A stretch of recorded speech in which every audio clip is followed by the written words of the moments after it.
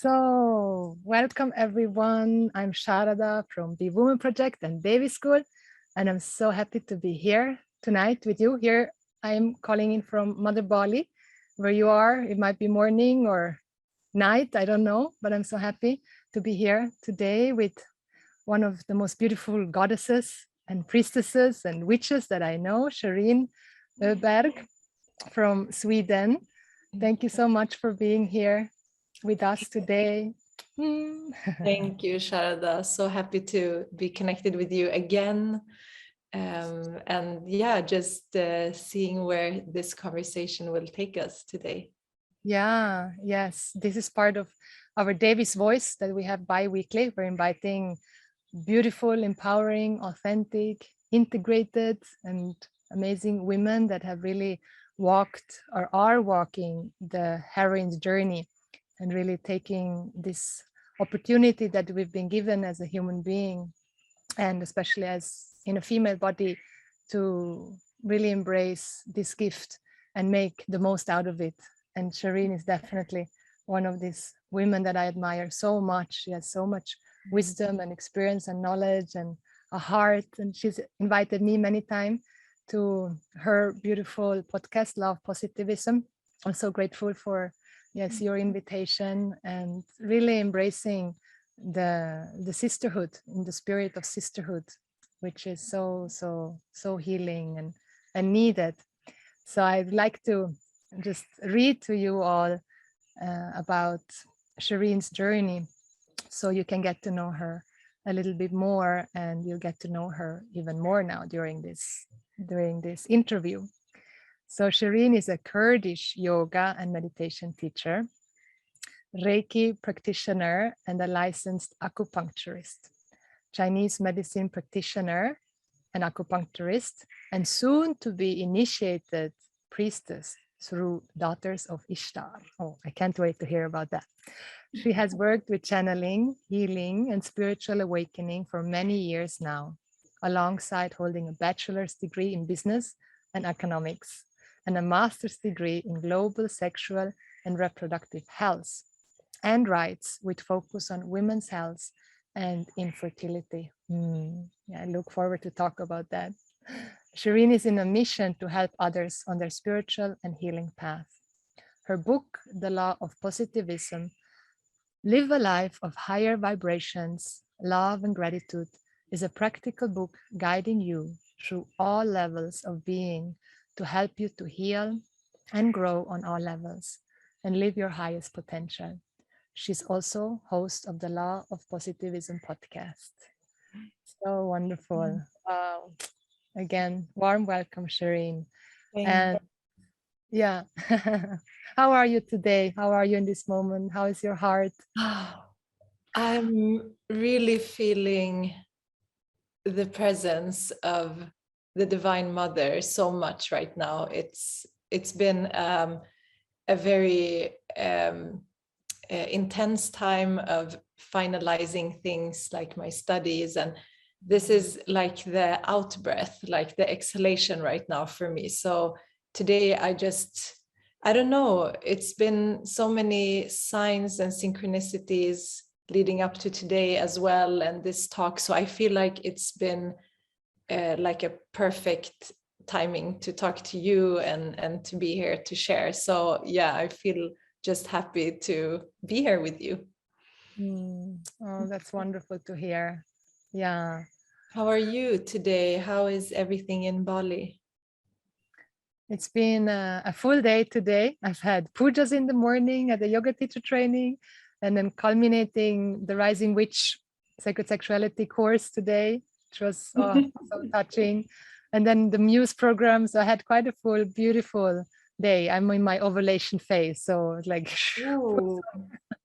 we're synchronized then. Yeah, both of us. So maybe that's why we feel like this overflow also. Yeah. Exactly. And we'd love to hear from you who is listening, joining today. So warm welcome also. And if you have any questions, any sharing, any comment, any inspiration, please share it in the chat. And Julia Devi, our amazing, beautiful Swedish sister and Be Woman team, collaborator and community space holder is there to answer questions as well, and will pass on your questions and comments to us. So thank you, Julia, for setting it all up and being there for everyone. Yeah. So yes, maybe we'll start. Just I would love to hear your path with the goddess, like Be Woman Project, Devi School. It's all about empowering women and really bringing in the vision and the teachings of the goddess. And I know that has been a profound journey in your life as well, the path of the goddess. And now you're soon to be a priestess initiated in the Ishtar tradition. Or yes, you can tell me more about it. And I'd love to hear about your work that you've been doing in these times. Yeah, thank you so much for holding the space for me to share. It's always, I'm so used to ask the questions. So when I have to share, I'm not really used to being in the spotlight. But this is the second time this week that I'm sharing with like a women empowered community like this. So I feel very held and just supported in this, whatever needs to come through. Well, I would say my journey with the divine has been a lifelong journey, because things that I experienced as a child and growing up also as a teenager really connected me to something that I felt a deep faith in through my own experiences and my own intuitive and my higher senses and all of this. And then also going through as a woman and being in a Western culture, but with a Middle Eastern background, also seeing the contrast, living in a little bit into different worlds, really opened my eyes to what it is to be a woman and to have our cycles and all of that. And I've always been connected to my cycles, because I've always had, it's like my body has always needed me to focus there in one or different ways, because of imbalances or having very heavy cramps and bleed. Like, it's always been reminding me. So that naturally takes us into an investigation. If we're not suppressing it, it can take us into an investigation and a deeper dive into ourselves and into the goddess in one way, because there's no coincidences, and there's no, everything is there for a reason, I believe. So but I would say my really profound awakening to the divinity as a mother, as a creative womb, was definitely I was in Thailand when I did my first yoga teacher training. It was back in, I think, 2017, and I had the opportunity for the woman that was having the ashram. She was a woman, I would say around her 60, early 60s, late 50s and early 60s. And she had been trained in shamanic traditions from Mongolia, if I remember correctly. So it was really unique, and I had never been in a drums journey or anything like that before, but I have always had my dreams, and that's something that is in our lineage, in our female lineage, back all the way from my mother and my aunts and my that's something that we have in our tradition very strongly. So I've never had I had up until then had a lot of experiences through meditation and hypnosis and things like that, but and also in dreams and other states of reality. But this one really took me in. It was a journey where through just drums, listening to the drums, going into this trance state, which led me first into the earth and into that realm, meeting a lion and the symbolism of that, but that's something that I've had been dreaming about my whole life. I was dreaming about felines my whole life since I was a child. So I saw the connection there, and the connection I had with this particular vision of the lion. And then when I went in the journey upwards, it was more of an ethereal, like mountainous place. And that's also my roots. The Kurdish region is a mountainous place. So I had a vision of an eagle taking me up and putting me into a plateau very high above the clouds. And when I was in it, I was just feeling like it might have been my imagination that was causing this, but I was feeling the spirits in the room at that time, and like physically also, like through touch. But in this moment, as I was put down, the eagle turned into a winged woman. And I asked her repeatedly what her name was until she said Ishtar to me. Wow. And I asked her about my life and things that were important back then, 5 years ago. And I can say that things have unfolded as she's, even if it wasn't clear, but the things that she told me was unfolded that way. So I can affirm to myself that I didn't make it up. And it was an initiation, because I had no concept of what it was or what this being was, or I had experience with angels and things like that on this realm. But when I became into consciousness again, I knew that name because I had a friend who had that name when I was a child. It's a very old name from Iraq. And but when I Googled the name, I was very surprised to see the depiction of her with the wings and standing on the lions. So that was kind of scary in the beginning. This is a very visual initiation. It can happen in so many different ways. And it wasn't that right then I had this experience and I didn't think so much about it. The shaman also affirmed this being, that she had seen her throughout that journey. And it wasn't until I think a year later when I started to, it was like that started trickling into my own journey with myself slowly. Like it wasn't, I think it was like the year after I found you, and I went into like a very small rural place in Sweden, and we worked with womb breathing. Like it started to happen. I met women, I think I met women like that throughout that year that started to remind me, and started to, I had never had the concept of priestess, for example. So it was really something that came from somewhere else, but then started to come into my consciousness through other people as well.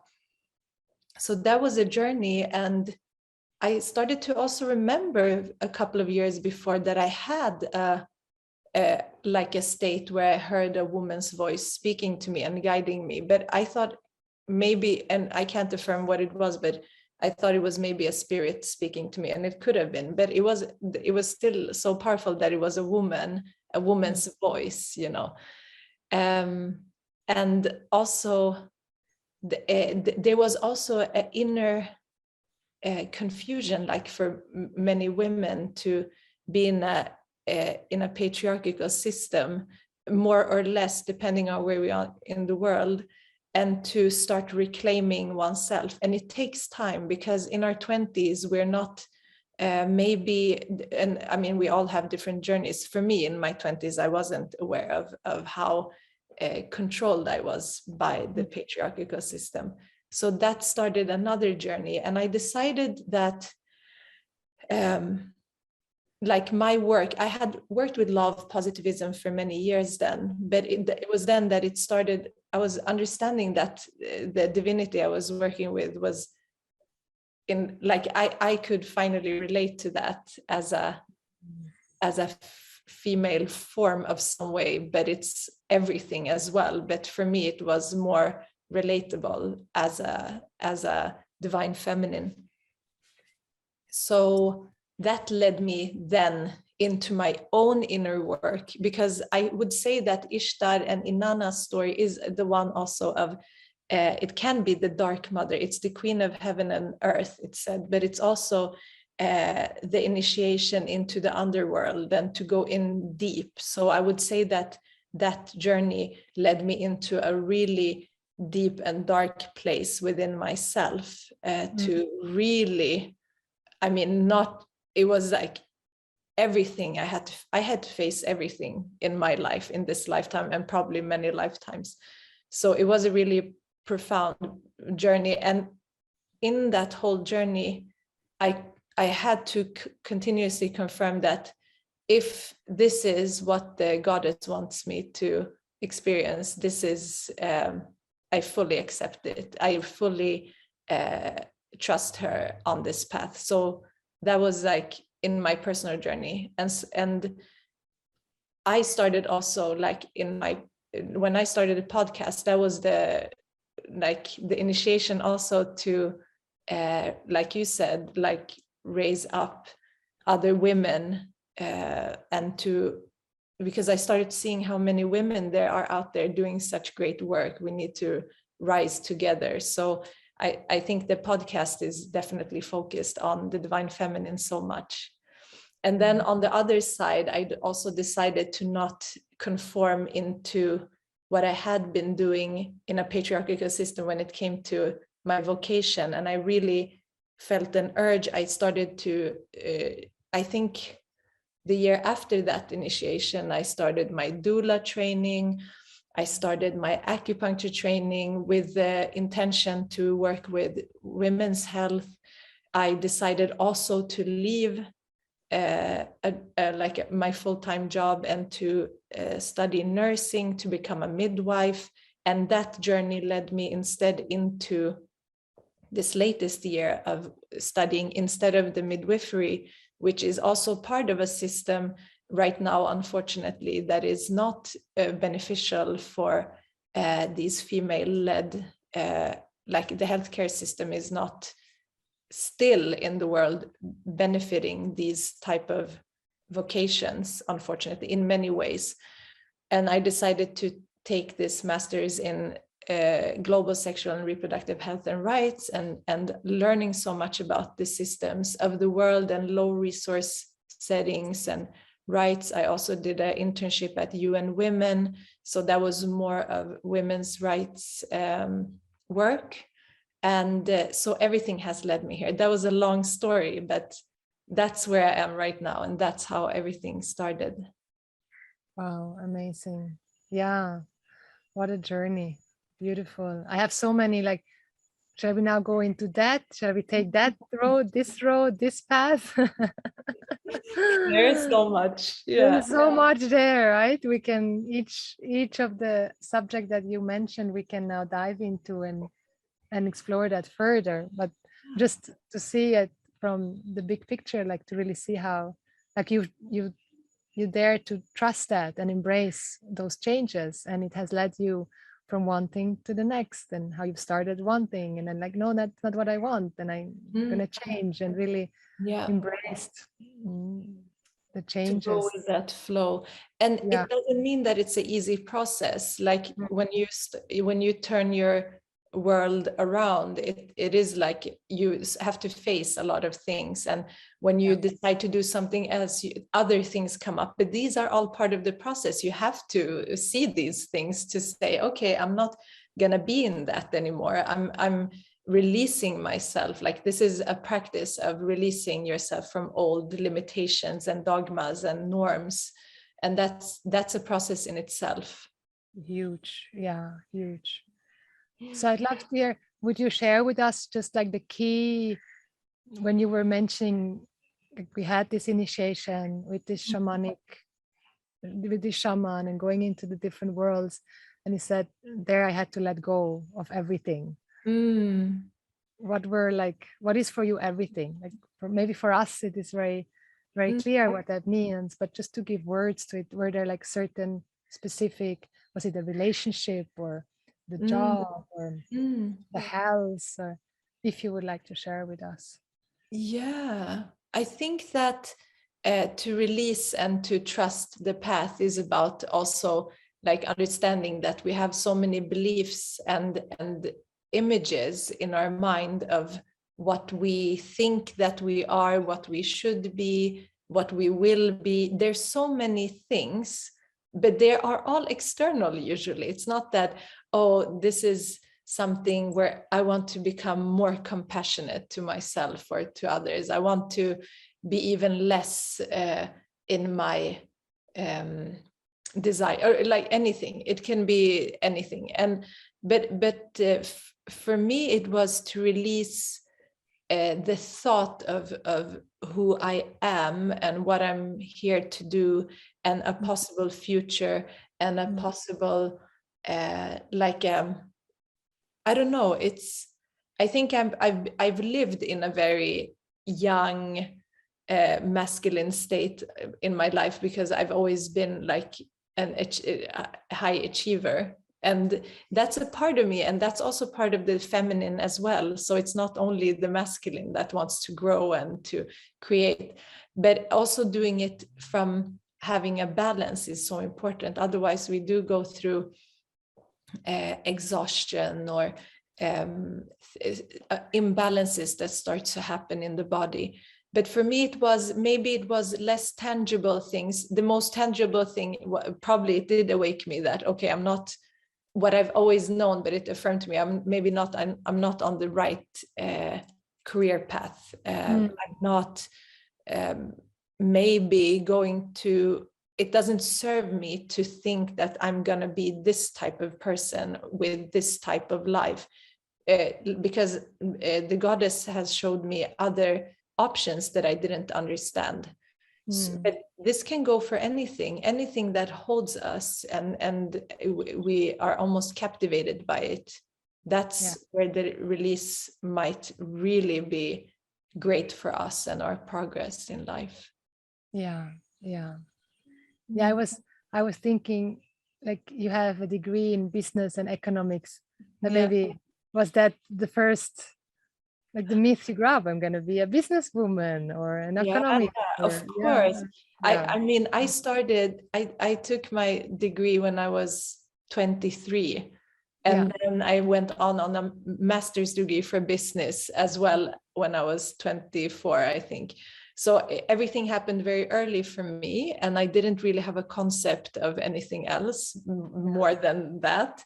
And but I was actually very always into spirituality. You know, I started when I was 13 reading Paulo Coelho's books, and I was always into like these mystical shows, and I was having my own experiences. Started to study astrology very early as well, and so I always had that with me. And also growing up in a culture that I grew up in, spirituality is a natural way of life. It's nothing not separated from anything. But definitely, so I started my career, I worked for Google for 2 years. And I mean, that was so different, like I moved to Ireland, I worked there, and that was my first job. So imagine, like, that was something that maybe I would have thought, okay, maybe in 10 years or 15 years, I will get to that point. But I did it early, and I realized early then, okay, I reached something that I thought was like, wow. And I wasn't happy about it, like being there, and I wasn't happy in my life. And I had a deep initiation during that time as well into releasing a lot of these outer senses, but I didn't know it was happening. A lot of this, I mean, during that time, Law of Positivism was born because I had so much interest in like the quantum physics and like these different modalities, and I started practicing meditation there, and that led me into yoga. So there was a lot of things that came up from that darkness that led me then further. So it's been years of different, it feels like different lifetimes, kind of like it's so much has happened in 1, 2, 3 years in different sections, and then having the Saturn return, which we all have. It's a lot of shifts, that like different chapters of our lives, I think. Yeah, amazing. Yeah, Law of Positivism has now how many followers? Your podcast. Oh, it's so hard to, I'm never, maybe it's over 300,000, I think. And the podcast has, I'm so happy because the podcast it's not about me and my work, it's about other people. And I'm so happy. I think it definitely has over 100,000 streams and episodes like what you have been. It's still people listening, even if we did it a while back. It's still there, and those people who need to listen will find it. And that's everything. That's why I do it. I don't gain anything from it more than that I have beautiful conversations and that people are being heard, that need to be heard, I think. So beautiful, really. Wow. Thank you. So beautiful. Yeah. Thank you. Yeah, I'd love to hear about the teachings and the paths of the priestess and what you are being initiated or have been already or about to graduate for the daughters of Ishtar, and love to hear about the teachings also. Yeah, so it was really interesting that I had this encounter with the goddess, and then just I think a few weeks or a month after, it was the first time I heard the word priestess. So it was through a dear friend of mine, and she had a remembrance, and we had a remembrance. So, and she has been in this work for much longer, has so much experience. So I trusted her and trust her, her intuitive messages that she gave me. So that started on a path into that. And I think back then, maybe it wasn't as, I feel like it's been growing and growing so much now. So it's much more readily available. But back then I heard about the priestesses of Avalon. So that's where I also ended up the year after. I just very spontaneously went to England and Glastonbury, and probably had the initiation there of some kind as well, just by being there. It was just so beautiful. And then learning also more about like the traditions here in Sweden and the things going on here.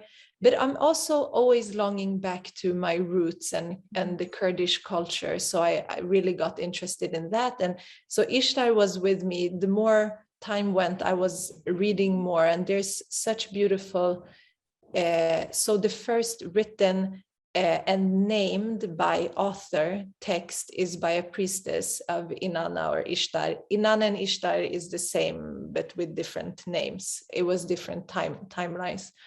And Hedwana was her priestess, and she was the first. It was the first written text with a name under it. And this is from ancient Mesopotamia, where you say that the cradle of civilization is, because that then grew into like other cultures having goddesses like Isis, and like everything is like connected to this tradition. And there's different goddesses and gods, but she was, as we see it, very honored and venerated as the main like deity in this time.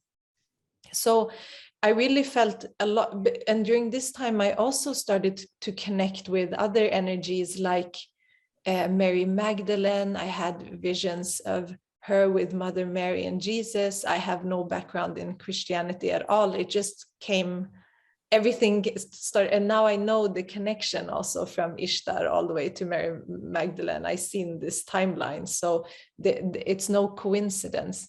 So when it was last year, it was like so many times I wanted to do it, and then something was holding me back, and I wanted to do, maybe I didn't find the right mentor, or it was something. And then last year I just found this very coincidentally a woman who practices, has the daughters of Ishtar, temple in Australia, actually.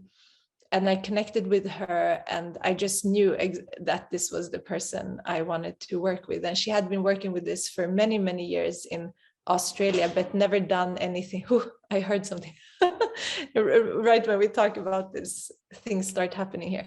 And me and my good friend, who's also has a Kurdish heritage here in Sweden, we decided to do this journey with her. And it's very since she's never taught this online, it's only us three. So we have a very one-to-one deep sessions throughout the year, and we do ceremonies, and we've been following a kind of the wheel of the year, as you know, like the equinoxes and the summer solstice. But we are working with the feminine cycles in a way. So it starts with conception, we have been conceived, and then gestation, birth, the eye gazing and the breastfeeding, the first menarche, the desire mystery, and all of that, and then the sovereignty. So that's what we've been following, and each point of the year we are doing different ceremonies and rituals and working with her different aspects. And it's very intuitive. And since I also love, like, I've always been into reading and understanding things also academically, but also like intuitively, logically. So I really study the history and seen like my own connections ancestrally to everything. And yeah, it's been a beautiful path, and it's to hold also be able to hold space for others and to work with this type of practices, which is kind of, so if we look at the practices that you do, Sharada, for example, it's been like, for the beautiful thing with the Hindu culture is that it was preserved, while this, I mean, this is dates back maybe 10,000, 11,000 years back, but you see a systematic degradation of the goddess have started to happen around 5,000 years ago. And her stories, so it went from like her admiring herself, her vulva in the stories, which are written 4,000 or 5,000 years ago, and then becoming into stories where she's ridiculed because she has had different partners, for example. So there is a systematic thing that happened. And going into the Old Testament and Genesis, you see the flipping of these ancient Sumerian stories, mythologies, into something else, something different. And that's why all of these women goddesses, prophets, are so connected to each other, like trying to bring us back to remembrance. So for me also, Mother Mary and the Black Madonna has been very important in my journey, and also connected back to both Ishtar, Inanna, Isis. It's all connected, so it's beautiful to see that lineage. Wow, amazing. Yeah. Oh, I can listen forever. Yeah, there's it's a wealth of knowledge there that gracefully we have now access to. It's really, like you said, when you started, it wasn't that available, and now like there are schools of Ishtar and Inanna and Isis. It's all like slowly rising and available to enter, or the path of Magdalena, the Rose lineage. I know there are so many lineages and schools just popping up like mushrooms everywhere, and it's really the feminine just blossoming and rising again from the ashes. Yeah, definitely. Wow, beautiful. Beautiful. Yeah. And what made you, or what brought you then, or you were saying that you were studying, I mean, I could go so much more deeper into the daughters of Ishtar, and maybe we'll do that another time. And of course, there's so much, but we also want to cover some of the other subjects that you have been diving into, which is like you were decided to do a master in sexual and reproductive health and rights, with focus on women's health and rights, where you actually started to study midwifery, and that's where you then decided to. Exactly. Yeah. I wanted to get into midwifery, and because I've really enjoyed my work as a doula, and to work with that, but I could see that the system is not there yet to fully, even in a country like Sweden where we have midwifery-led birth departments, it's still very like scientific and medical in a way. So your hands are tied to that. You have to. So my program that I studied was an international program, and we had people from all over the world, which I think made it even more authentic than any other studies that I had on a university level. This was my 8th year of university, actually, because I have studied so many different things. But I found it so beautiful to have people in my class from everywhere, from Bangladesh to Nigeria to North America. We were different people with different backgrounds, some in midwifery, some doctors, some from philosophy. So we were different people, but with the same very passion for women's right and health. And the program was very much, I would say, because the field of SRHR, sexual reproductive health and rights, it's really focused, and especially the work that the UN does and other organizations is around so maternity care, so taking care of the mothers in pregnancy and birth and after birth, and also the baby. It's also around contraceptives and all of that, and then of course different sexual rights to express your sexuality the way you want, and we take that for granted in the West. But I've learned so much also just through this program to see how ingrained there's discrimination and inequality in this field. And I was especially since I'm very also into, when I started studying my own cycles, very into women's health, and particularly I decided to focus on infertility, which is kind of in this field a little bit shadowed. Even in our program, it wasn't really much talked about, but it does impact women, and it impacts not only, it doesn't matter if you're in a low resource country or a high resource country, it impacts all women. So there's a oneness there. So I decided to do my master's thesis in the experience of women's going through infertility and infertility treatment, because from the Chinese medicine perspective, and I've worked with women through Chinese medicine and through my mentor, who I trained with clinically, not one condition can be treated in the same way, because we all have different constitution and different imbalances and things that need to come into balance again. But in the Western world, it's like, okay, we have one solution and that's it, or we have this medication, or we have this treatment. So the treatments I focused on IVF as a treatment, and just synthesize. It was a meta synthesis.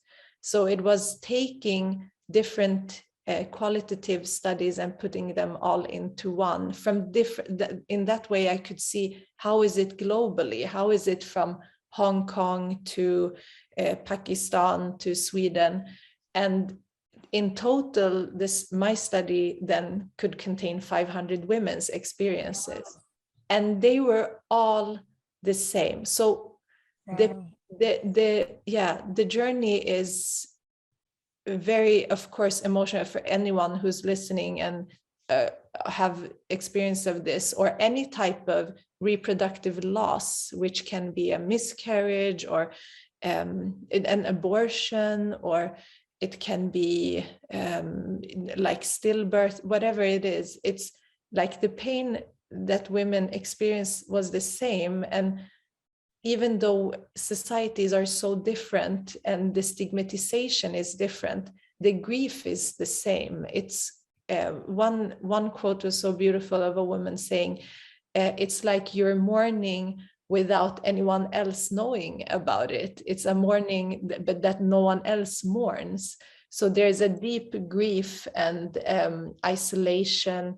So I did, through these studies, synthesize concepts and themes from it. And one of the big things was that the society and healthcare system is not there for women. And we know that already, like from different parts of women's health. But in this particular case, it's really not accessible. And if you look in a country like Ghana, where clinics for this, first of all, are centered geographically around the capital and not even geographically available, and then accessible and not even financially accessible. So women are going through this and just not having the option to do anything. And for me, reproduction is a right. Someone actually questioned this, said, is it really a right? But I think that just as contraceptives or any abortion is your right, we must as a society provide the options, either like biological reproduction or anything else that could help these women. And it's all about having very easy support, but there's a dehumanization happening in the healthcare system, and we see that throughout many lines. So this program was really, it was me taking my devotion to the goddess to this level and integrating it. Because for me, I even from a discussion of the healthcare system can go back all the way to, what happened in Mesopotamia to women, and these beautiful goddesses which are portrayed and shown in all of its glory, and to where we are today.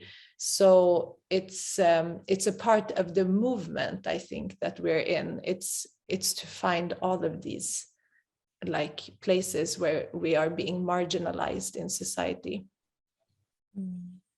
Yeah, wow. How were you able to access 500 women?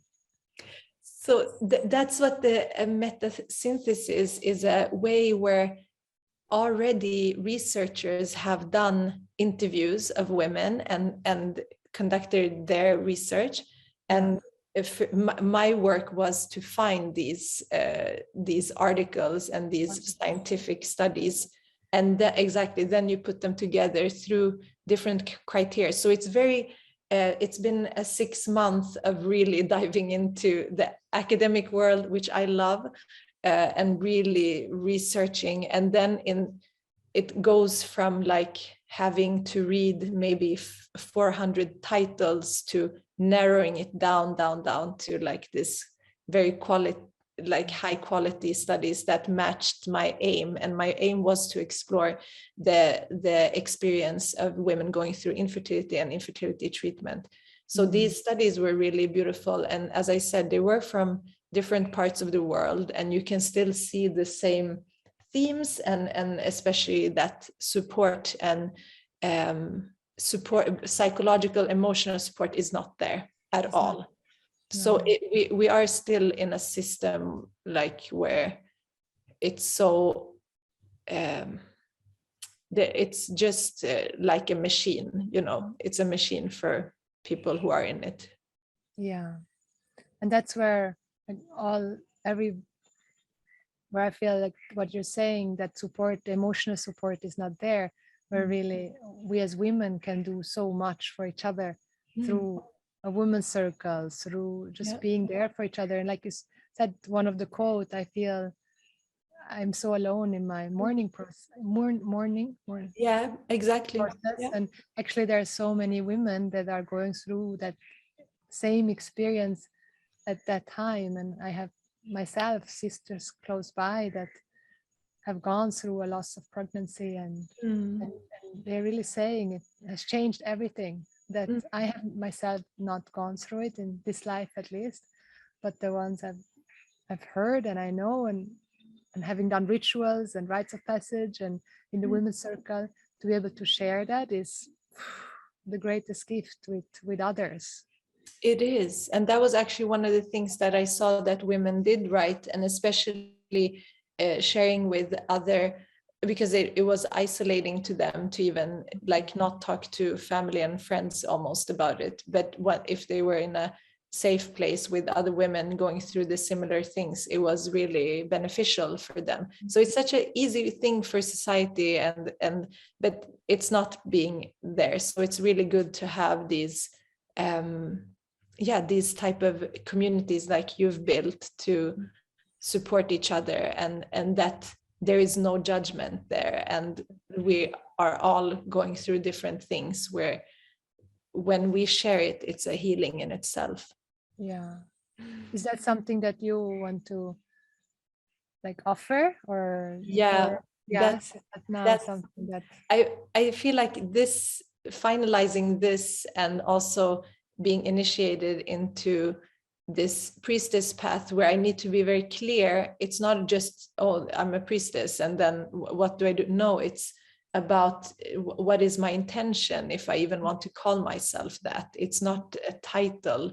It's a dedication and a devotion. You dedicate yourself and you decide, this is what I'm gonna do. And that is the aspect that I want to definitely also focus on, to support. And my work has always been based in healing. It's always been healing work. It's in different ways and forms. My work is always healing work. So I think that giving that support and healing through different, now that I understand it intellectually, but also on deeper levels and energetically, and then inviting in the Divine Mother, because that's also a different aspect that everyone can connect to, and we're embodiments of her in one way. So seeing that energy can come through in different ways in our lives, I think that's important too. Yes. Yeah. Yes, so important. Yeah, and there are like amazing women out there that are really also having now access and having studied and are being able to share a natural way of, I don't know if you can say like healing infertility. I mean, there are so many aspects to it, if it's like generational inheritance, the stress, the patriarchy, the shame, the sexual trauma, on energetic level, so many. And then of course, you know, more physical, physiological, biological. But from my experience, one of the main reasons, and I'm happy to love for you to share, is really that emotional disconnection that has been there to the goddess and to our own femininity, and very much the sexual trauma and that goal-oriented mindset where some of the main factors, because I've been working also a lot with women that desire to have a baby, and what we do in the Vedic tradition is we do rituals to Santana Lakshmi, the goddess of progeny, to invoke a child. And there are special rituals one can do, and if that doesn't work, then one can ask priests, like Vedic Hindu priests, 1, 2, 3, 4, depending, to do special homas, which are more elaborate than a puja, for 48 days in a row, every single day. And I've experienced myself, families or couples that have followed that path and conceived a child after doing this kind of rituals, having gone through huge fertility or infertility programs where nothing helped. And doing this kind of rituals, they were gifted a child. So and it's been marvelous and magical to witness and be part of stories like this, and also the whole sacred healing with the womb healing and the sexual trauma, which there is the alternative way of.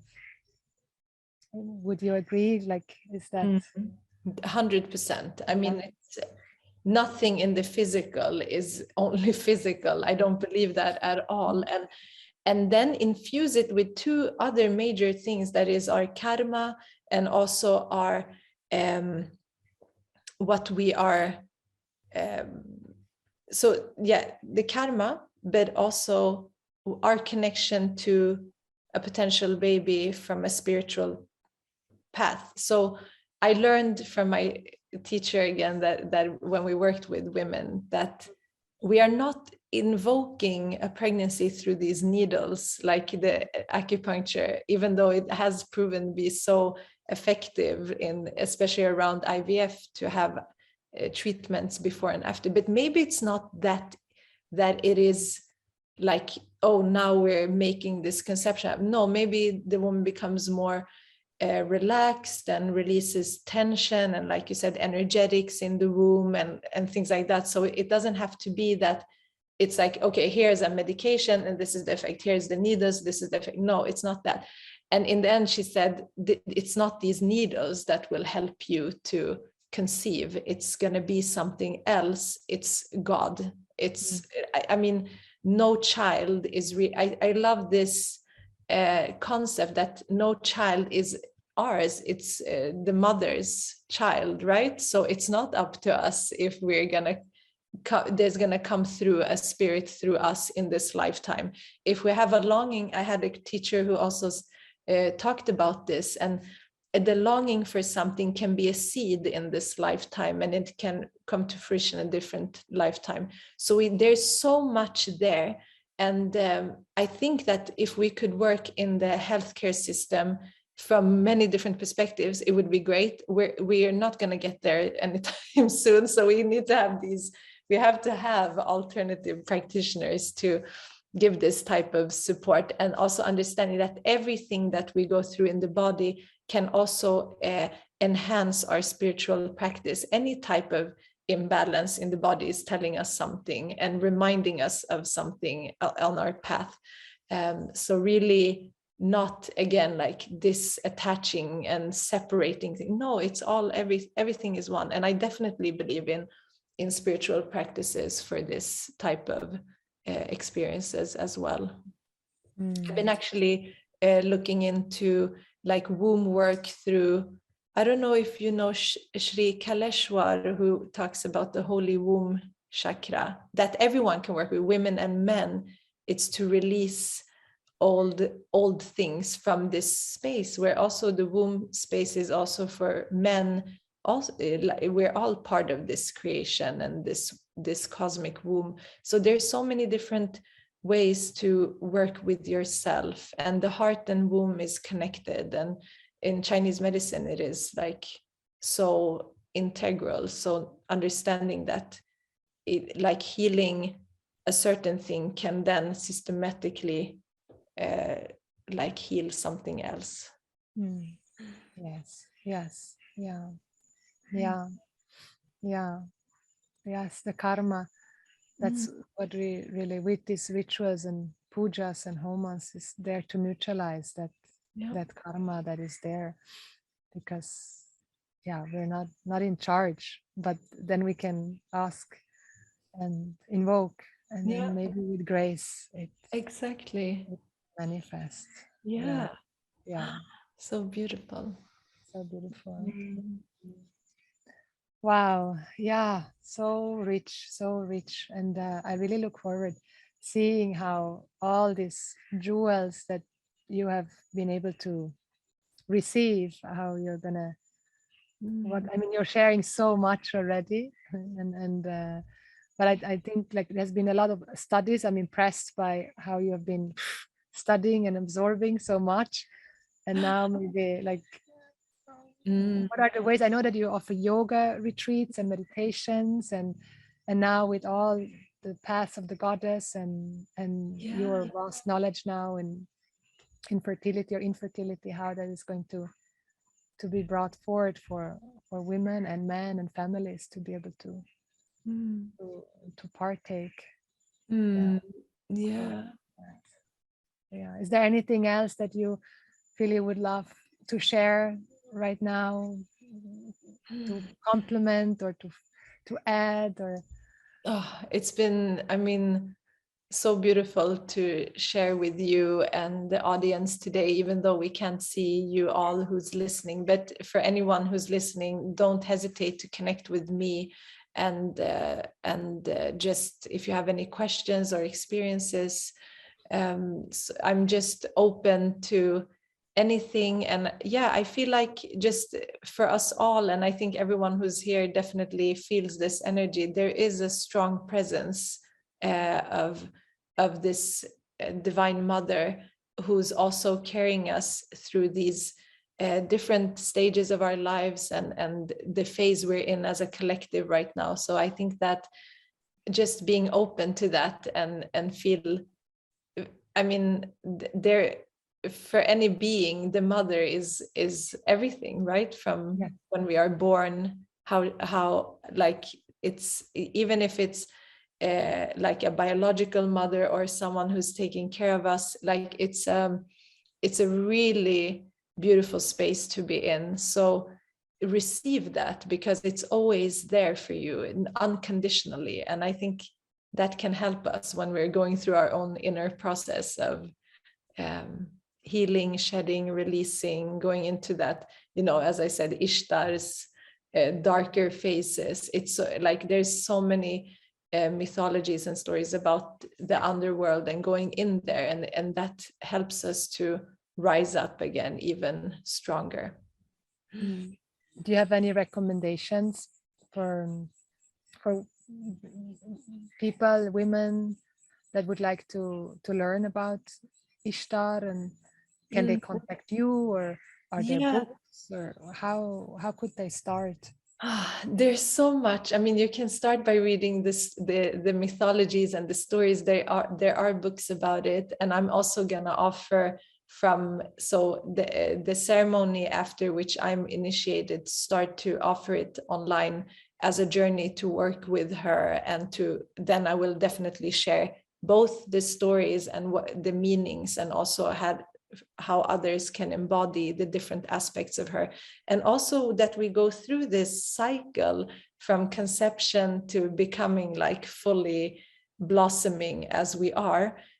We're also reinitiating. So let's say you didn't have a great menarche like ceremony and all of this, or you haven't experienced holding the child, or be like, you can remember your own, how you were held. It's so beautiful. And I know, Sharada, you also work with this. So it's really synchronistic, because I was in a session with you where it was kind of the same thing that we've been practicing in our temples. So you're like also intuitively giving out of that, channeling that. So precious and so healing. Yeah, it's so healing. Yeah, one of our programs is the priestess initiation training. And there we go through the major rites of passage, because in the Vedic tradition, rites of passage, we have 16. For every human being, there are minimum 16 rites of passage used to be.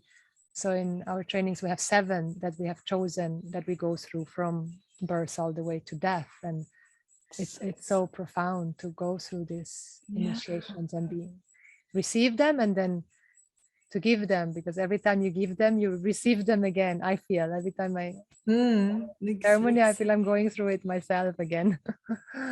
Yeah, that's so beautiful. I love that. Yeah, beautiful. Okay, so we're gonna conclude here.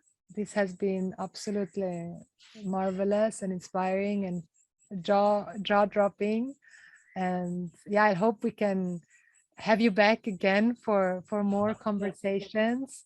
And so grateful for you, and yeah, your being and your invitation and your openness, and for your love to share so freely. And yes, women, go and follow Shereen at Instagram. I think it's a great place, right? Law of Positivism.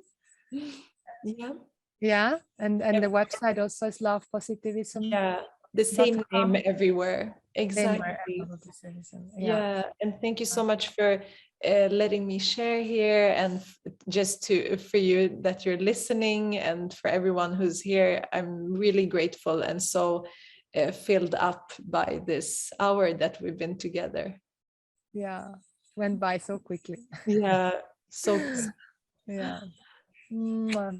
Om, everyone. Lots of love. you. Thank you. Oh.